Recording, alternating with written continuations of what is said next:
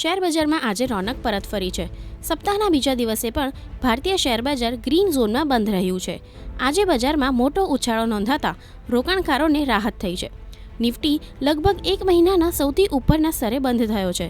Mid cap અને small કેપના શેર્સમાં સારી ખરીદી જોવા મળી, તો બીએસસીના તમામ સેક્ટર્સ ઇન્ડેક્સ ઉછાળા સાથે બંધ થયા છે। ઇન્ટ્રાડેમાં નિફ્ટી 49,400ને પાર થયો છે। આજે રિયલ્ટી, ઓટો અને મેટલ્સના શેર્સમાં તેજી જોવા મળી। બેન્કિંગ, પીએસસી અને ફાર્મામાં પણ સારી તેજી જોવા મળી।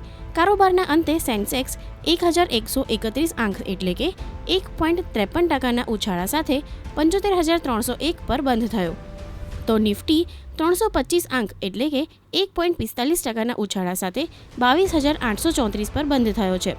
એનર્જી, આઈટી, તેલ ગેસના શેર્સમાં સારી ખરીદી જોવા મળી। Capital goods, consumer durable, metal, power, realty, media index 2 થી 3% વધારા સાથે બંધ થયા છે, તો બીજી તરફ કોમોડિટી માર્કેટમાં પણ આજે તેજી જોવા મળી।